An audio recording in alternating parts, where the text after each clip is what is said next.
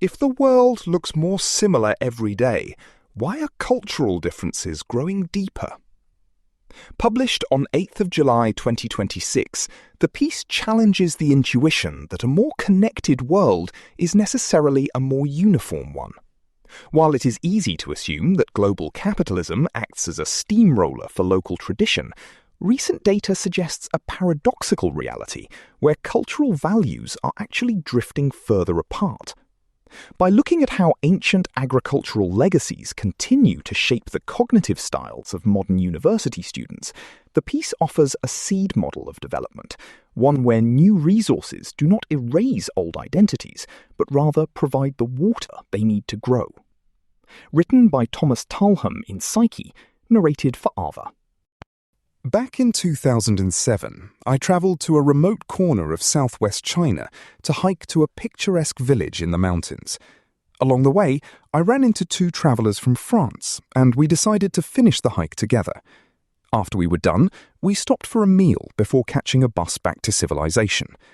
In the small restaurant, we remarked on how tipping the waitstaff isn't a thing in China like it is in the West.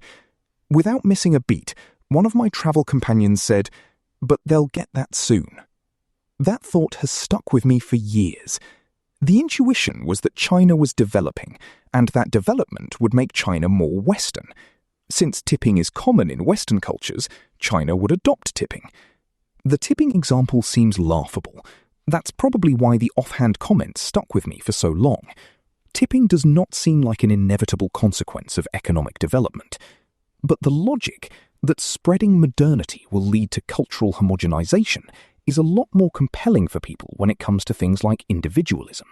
It's easy to see why. In some ways, it's obviously happening already. By one account, one language is going extinct every 10 days. People in 80 countries can order a Starbucks latte, and people in more than 190 countries can watch Netflix. It sure seems logical to conclude that modernization is making us more similar.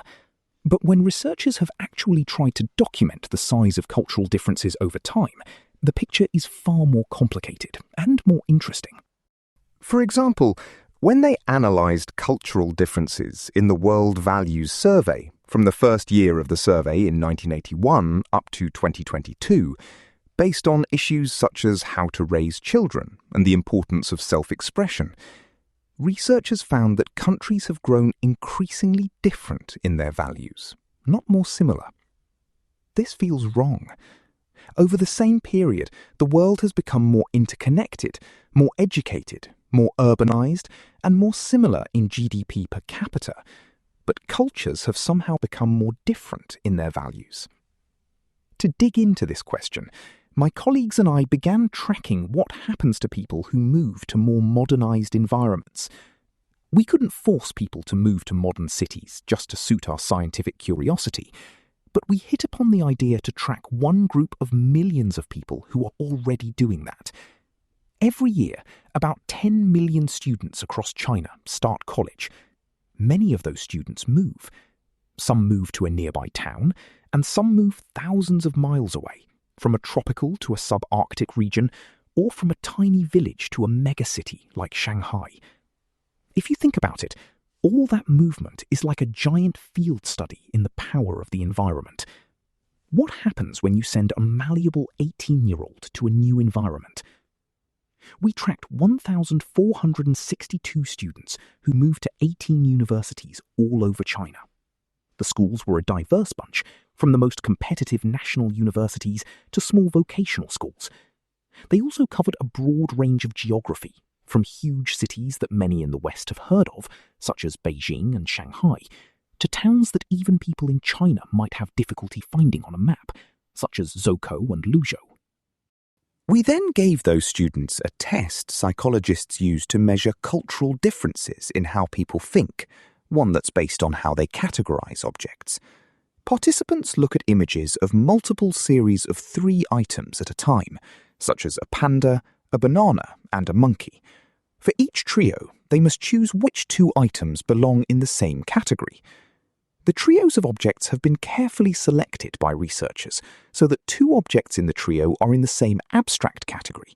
In this example, pandas and monkeys are mammals, while two share a functional connection. In this case, monkeys eat bananas. The idea is that people's answers reveal something fundamental about how they think, specifically whether abstract relations are more of a priority to them, suggestive of an analytic thinking style, or whether they rate functional relations as more important, suggestive of a holistic thinking style. Analytic thought is one of the traits that makes weird cultures psychologically peculiar compared with other parts of the world. These thought styles are connected to things people do in everyday life. In school, analytic thinkers tend to pick majors that involve abstract thought, like engineering or mathematics, and they're less likely to play group sports. Holistic thinkers are more likely to pick majors that involve social interactions, such as early childhood education. They are more likely to play group sports, and they're more likely to conform to what other people are thinking. The categorization task we use to measure thinking style might seem silly, but it has a rich history in psychology. When researchers have given this task to people in different cultures, they found that people in collectivistic cultures, such as China, Japan, and Brazil, tend to create abstract pairings less often than people in individualistic cultures, such as the United States, the United Kingdom, and Germany, which has been taken to reflect a predilection for more holistic thinking in collectivist cultures versus more analytic thinking in individualistic cultures. This chimes with what the Harvard researcher Joseph Henrich argued in his book The Weirdest People in the World, 2020, that analytic thought is one of the traits that makes weird cultures, Western, educated, industrialized, rich, and democratic, psychologically peculiar compared with other parts of the world. We picked up on this logic in our research. If modernization is making cultures more Western, then modernization should be making people more analytic. Back at the universities, we measured students' thought style when they had just arrived from their hometown. Then we tested them again at the end of their first semester, and again 3 years later. That allowed us to track how their thought style changed over time, based on their migration experiences. That is, whether they'd moved from rural to urban, poor to wealthy, east to west, north to south, or from a traditionally rice farming area to a wheat farming area, or vice versa in each case. Contrary to the idea that modernity has a flattening effect, we found that people who moved from rural areas to big cities did not lose their holistic thought style any more than others. It was a similar story for the influence of economic development, another proxy for modernization. If anything, people who moved to wealthier places retained more holistic thought over time than others. What did seem to affect students' thinking style was whether they moved to regions with a long history of rice farming, like Shanghai, or wheat farming, like Beijing. Students who left rice areas for wheat areas saw an 11% drop in their degree of holistic thought in just a single semester at college. Farming might seem far removed from how people categorize objects, but over generations, these crops could have shaped how important relationships were in putting food on the table. For thousands of years, rice farming has required more labor than wheat farming, about twice as much. To deal with that demand, rice villages developed customs for sharing labor. Rice farming was also built on irrigation networks. Those systems meant rice farmers had to coordinate their behavior more than wheat farmers. For example, some irrigation systems required rice farmers to flood and drain their fields at the same time. In contrast, wheat farmers mostly relied on rainfall, and it rains on their farm fields whether they coordinate with their neighbors or not. In the US, researchers have documented a legacy of herding culture in the South. These histories seem to matter even for the students who didn't travel to a different region for college. Among them, over the 3 years of study, differences in thought style between those in wheat versus rice farming regions actually widened. At the start of college, the contrast in thinking style between students in rice versus wheat areas was small, just 2%. But 3 years later, it had widened to 13%. In other words, the influence of the deep cultural traditions of these regions was not just persisting, despite any influences of modernization, it was growing over time. To be fair, our research looked at just one measure of cultural thought style. Skeptics might ask whether categorizing monkeys with bananas, or pandas, really speaks to larger cultural patterns. But recent datasets are suggesting that this is not an isolated finding. In a separate study, I analysed rice-wheat differences in China's census data going back to 1982.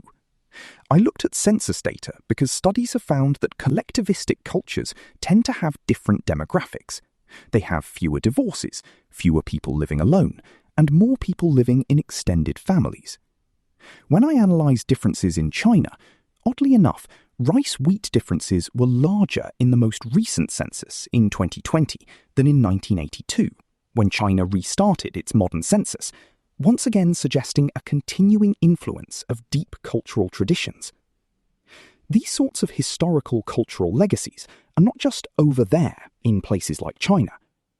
In the US, researchers have documented a legacy of herding culture in the South. Herders were vulnerable to theft. In an hour of inattention, a thief could steal a rancher's entire herd. It'd take a lot longer for a thief to make off with a field of rice or wheat. That meant herders had to defend themselves and present a credible threat to thieves. Add to that the fact that herding supports only sparse populations, which makes it hard to support police forces and courts. That ecological logic could explain why regions of the US settled by herders have higher rates of honor violence than places settled by farmers. That's despite the fact that only a tiny sliver of the population is still herding in these areas. The mountains of Peru and Bolivia offer another intriguing example. Starting in the late 1500s, the Spanish government forced people in villages near silver and mercury mines to work in the mines once every 7 years. This program ended in the early 1800s, but researchers found people in these villages still feel less connected to their regional government and believe less in democracy compared with people in nearby villages who were just a little bit too far from the old mines to be made to work in them. Why is the psychological influence of cultural tradition so stubbornly persistent in the face of modernization? One possibility I find intriguing is what I call the seed model. The idea is that modernization might act like water on a seed, allowing differences to grow. Modernization gives people money, technology, and resources. If the way people choose to use those resources is based on the values and beliefs that were already in their heads thanks to cultural tradition, then it's easy to see how adding money could increase cultural differences. That force could be counteracting the flattening forces of Starbucks, Netflix, and global capitalism. While there are reasons to be pessimistic about the loss of culture in the modern world, the thought-style data from young people in China is giving reason for optimism. Students in modern China are somehow learning cultural ways of thinking that are rooted in histories of farming. I find this hopeful because I find the alternative depressing. Modernization could be a steamroller, flattening all the interesting wrinkles and creases of culture that have accumulated throughout history. And perhaps I'm just tired of the cognitive tax that tipping culture imposes on us in the US, but I'm happy that my French hiking companion's prediction hasn't come true. It's been almost 20 years since our hike, but travel guides are still telling Western visitors not to tip at restaurants in China. And that cultural difference is still making for delightful stories, like the one where a waitress in Beijing chased after a visitor, thinking he'd forgotten his money on the table. I'm glad we're living in a world where differences in the ways people think are still making us laugh.